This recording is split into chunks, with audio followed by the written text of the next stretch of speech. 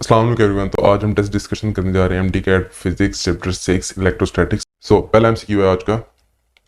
A force of 0.01 Newton is exerted on a charge of 1.2 multiplied by 10 raised to power negative 5 coulomb at a certain point. The electric field at that point is, तो वो हमसे electric field पूछ रहा है। अब electric field होती क्या है? इलेक्ट्रिक फील्ड होती है फोर्स डिवाइड बाय चार्ज, यानी कि फोर्स जो लग रही है जिस चार्ज की वजह से लग रही है। तो हम दोनों की वैल्यूज प्लग इन करेंगे। फोर्स है हमारे पास चार्ज है 1.2 multiply by 10 raise to power negative 5 और फोर्स हमारे पास 0.01। तो अब इसको सिंप्लीफाई करना है हमने। तो हम पॉइंट सबसे पहले ख़त्म करेंगे। तो हम पॉइंट खत्म करेंगे 1/12 हो जाएगा। अब नीचे वाला पॉइंट ख़त्म किया तो ऊपर 10 मल्टीप्लाई हो जाएगा, तो 10 ऊपर लिख दिया। अब यहाँ पे हमने पॉइंट जो है वो 2 स्टेप्स राइट मूव किया है, तो ऊपर ही हम मल्टीप्लाई करके लिख सकते हैं 10 रेज़ टू पावर नेगेटिव 2। और उसके बाद नीचे 10 रेज़ टू पावर नेगेटिव 5 था, इसको ऊपर ले जाएंगे, इसको ऊपर लेके जाएंगे तो ये हो जाएगा 10 रेज़ टू पावर पॉजिटिव 5। अब इन सब को सॉल्व करेंगे तो हमारे पास 10 रेज़ टू पावर 4 आ जाएगा और बाकी 1/2 वैसे का वैसे ही लिख लेते हैं। अब 1/12 को कैसे सॉल्व करना है? सिंपली जिस तरह हम छोटी क्लासों में डिवीजन करते थे उसी तरह ही 1 को अंदर रखा, 12 से डिवाइड किया, नहीं हो रहा, पॉइंट लगाया, अभी भी 0 लगा, अभी भी डिवाइड नहीं हो रहा, एक और 0 ऊपर लगाया, नीचे एक और 0 आ जाएगा। अब डिवाइड हो रहा है 8 पे, तो 8 12 आर 96, 4 आ गया, 40 बन गया और ये 3 पे डिवाइड हो रहा है। तो अभी हम सिर्फ 2 से सिग्निफिकेंट डिजिट्स तक करेंगे, उससे आगे सॉल्व नहीं करेंगे क्योंकि हमें ऑप्शंस में जो सिग्निफिकेंट डिजिट्स हैं वो 2 ही दिए हुए हैं। तो हमारे पास क्या आता है? 0.083 multiply by 10 raise to power 4। अब हम ये यहाँ पे भी इसका पॉइंट शिफ्ट करेंगे 2 पॉइंट्स राइट तक, तो 10 रेज़ टू पावर नेगेटिव 2 से मल्टीप्लाई कर देंगे तो हमारे पास है 8.3 10 रेज़ टू पावर 2। तो हमारे पास है delta. A and B are 2 points in an electric field. If the work done in carrying 4 coulomb of electric charge from A to B is 16 joule, the potential difference between A and B is, तो वो हमसे potential difference मांग रहा है। अब potential difference A to B हमारे पास क्या होगा? Work done divide by charge. ठीक है, हमारे पास जूल पर कुलम होता है पोटेंशियल डिफरेंस, और हम वैल्यूज प्लग इन करेंगे 16/4, 4 आ जाएगा तो 4 वॉट, यानी कि जूल बाय कुलम हमारे पास वॉट के इक्वल होता है, तो बीटा इसका करेक्ट आंसर है। How many electrons will have a charge of 1 coulomb? तो हमने पता लगाना है कि कितने इलेक्ट्रॉन्स मिलकर 1 कूलम चार्ज बनाते हैं, तो उसके लिए हमें पता होना चाहिए कि एक इलेक्ट्रॉन पे कितना चार्ज होता है। तो एक इलेक्ट्रॉन पे जो हमारे पास चार्ज होता है वो होता है 1.6 10 raise to power negative 19 coulomb.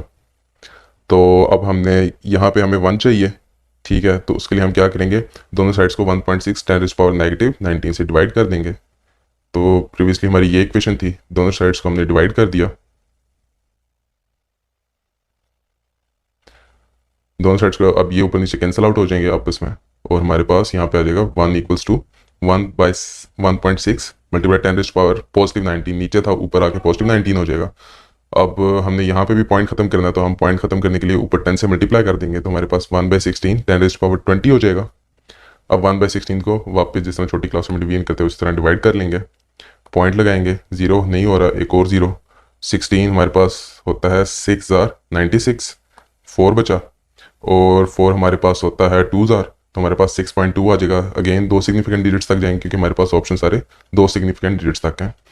तो अब इसको लिखेंगे, हमारे पास आएगा 0.062 मल्टीप्लाई 10 रेज़ टू पावर 20। अब हम पॉइंट को 2 यूनिट्स यहाँ पे शिफ्ट करेंगे तो हमारे पास हो जाएगा 6.2 10 रेज़ टू पावर 18, तो हमारे पास ये है अल्फा में, तो अल्फा इसका correct answer. Electric lines of force about a negative point are, तो अबाउट नेगेटिव पॉइंट हमारे पास जो इलेक्ट्रिक फील्ड लाइंस होती हैं वो कैसी होती हैं? तो ये हमारे इनवर्ड्स होती हैं और रेडियल होती हैं। तो पॉजिटिव में आउटवर्ड्स होंगी और रेडियल होंगी, तो यहाँ पे हमारे पास चार्ली इसका करेक्ट आंसर है। Two charge conducting spheres of radii r1 and r2 are separated by a large distance, are connected by a long wire. The ratio of their charges on them. तो जब दोनों spheres को connect कर दिया गया connecting wire से, तो उनके ऊपर जो चार्ज डेंसिटी होगी दोनों के ऊपर वो सेम हो जाएगी, और चार्ज डेंसिटी हमारे पास होती है चार्ज डिवाइड बाय एरिया, यानी कि हमारे पास होती है कूलम पर यूनिट चार्ज। ठीक हो गया, तो हमारे पास Q1/Q2 इक्वल हो जाएगा Q2/A2 के, और यहाँ पे हमें क्या चाहिए? हम चार्ज की रेशो चाहिए हमें, यानी कि Q1/Q2 चाहिए हमें, तो ये आ जाएगा हमारे पास, ये सिनेरियो आ जाएगा एरिया 1/एरिया 2, और हमारे पास जो है एरिया 1। अब एरिया ऑफ स्फीयर हमारे पास क्या होता है? पाई आर स्क्वायर, ठीक है, R1 वो हो गया और R2 ये आ गया, पाई 4 कैंसिल आउट हो जाएंगे, तो हमारे पास आ जाएगा R1 square divide by R2 square, जो कि हमारे पास है बीटा में, तो बीटा इसका करेक्ट आंसर हुआ। The electric force between 2 point charges Q1 and Q2 at separation of r is given by, ठीक है, ये फोर्स गिवन बाय दिस होती है, द कांस्टेंट के डिपेंड्स अपॉन, तो कांस्टेंट के किस चीज़ पे डिपेंड करता है, तो कांस्टेंट के depends on the system of units only, system of units पे डिपेंड करता है लेकिन ओनली उस पर नहीं करता। मीडियम पे डिपेंड ओनली, मीडियम पे भी डिपेंड करता है लेकिन ओनली उस पर नहीं करता, इन दोनों पे करता है। तो यहाँ पे करेक्ट आंसर हमारे पास बीटा बनता है कि सिस्टम और यूनिट्स दोनों पे डिपेंड करता है, सिस्टम ऑफ यूनिट्स और हमारे पास medium between the charges. Two plates are 2 centimetre apart, if a potential difference of 10 volt is applied between the plates, the electric field between the plates will be. तो हमारे पास scenario है कि हमारे पास दो plates हैं और हमने 10 वोल्ट पोटेंशियल डिफरेंस अप्लाई किया अक्रॉस ईच प्लेट और सेपरेशन हमारे पास 2 सेंटीमीटर। तो हमारे पास पोटेंशियल ग्रेडियंट का एक टॉपिक डिस्कस हुआ है, उसमें हमारे पास हमें एक फार्मूला मिलता है कि जो पोटेंशियल ग्रेडियंट है वो इक्वल होता है voltage applied divide by the distance between the plates. तो दोनों वैल्यूज हमारे पास है, दोनों वैल्यूज प्लग इन की हमने 10 डिवाइड बाय 0.02 और नीचे वाला पॉइंट खत्म करने के लिए हमें ऊपर 100 से मल्टीप्लाई करना पड़ेगा। तो हमारे पास आ जाएगा ये कैंसिल आउट हो जाएंगे, हमारे पास 5 आ जाएगा, 5 मल्टीप्लाई बाय 100 तो 500 हमारे पास आंसर आ जाएगा। तो हमारे पास चार्ली करेक्ट आंसर है। The space between the plates of a capacitor is filled by a liquid of dielectric constant K. The capacitance of capacitor, तो वो कह रहे कि जब बीच में एक मीडियम आ जाए डायलैक्ट्रिक ऑफ कांस्टेंट K, तो कैपेसिटेंस ऑफ द कैपेसिटर पे क्या फ़र्क पड़ेगा। तो हमें पता है कि कैपेसिटेंस जो होती है वो होती है area multiply by permeability of free space divide by the separation between the plates, ठीक है। और जब कोई मीडियम इंट्रोड्यूस हो जाए तो वो होता है हमारे पास ये, तो वो जो K कहना चाह रहा है ना वो इस चीज़ को कहना चाह रहा है कि ये चीज़ K है। तो जब ये इंट्रोड्यूस होगा तो सिंपली मल्टीप्लाई हो जाएगा, तो increase by a factor of K यानी कि अल्फा हमारे पास करेक्ट आंसर है। The neutral zone in electric field of 2 similar charges is the region where, तो वो रीजन जहाँ पे न्यूट्रल जोन हो यानी कि इलेक्ट्रिक फील्ड हमारे पास जब दो सिमिलर चार्जेस आते हैं, तो हमारे पास फॉर एग्जांपल ये एक नेगेटिव चार्ज है, पॉजिटिव चार्ज कर लेते हैं इसको, और ये हमारे पास एक पॉजिटिव चार्ज है, तो इसकी इलेक्ट्रिक फील्ड लाइंस ये ठीक है, ये इस तरह से होंगी क्योंकि ये दोनों एक दूसरे को रिपेल करेंगे, ठीक हो गया।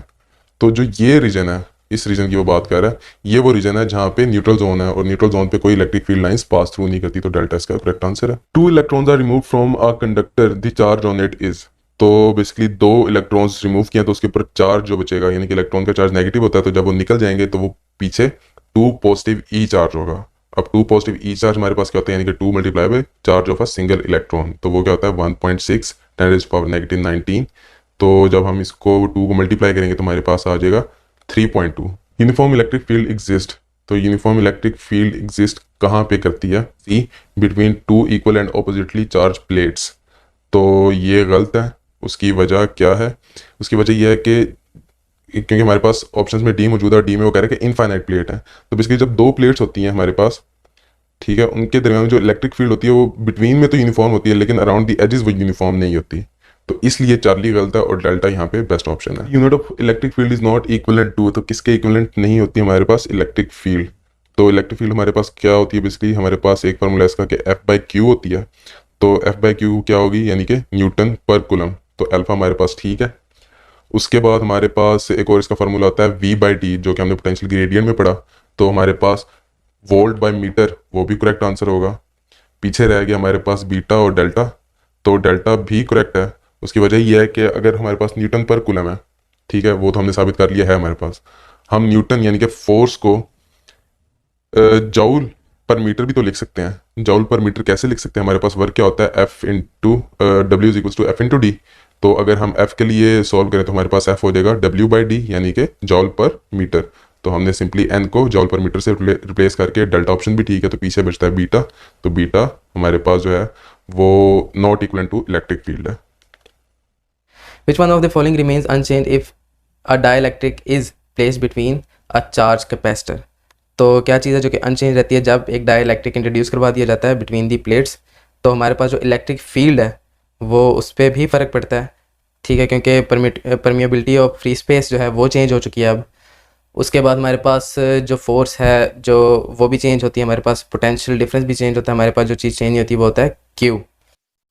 अच्छा, अब Q इसका क्यों, हमारे पास कैपेसिटेंस का टॉपिक जब शुरू होता है तो हमारे पास आता है Q charge directly proportional between the 2 plates, ठीक है, वोल्टेज के, और जब हम प्रोपोर्शनलिटी कांस्टेंट डालते हैं तो वो हमारे पास कैपेसिटेंस होती है। तो बेसिकली कैपेसिटेंस फार्मूले के मुताबिक बहुत से लोगों को लगेगा कि अगर कैपेसिटेंस चेंज हो रही है तो क्यू भी चेंज होगा, वी भी चेंज होगा, जबकि ऐसा नहीं है। कैपेसिटेंस एक प्रोपोर्शनलिटी कांस्टेंट है इस इक्वेशन में, इस चीज़ को समझें। तो इसलिए चार्ज कैपेसिटेंस के चेंज होने से चार्ज चेंज नहीं होगा, अलबत्ता कैपेसिटेंस जरूर चेंज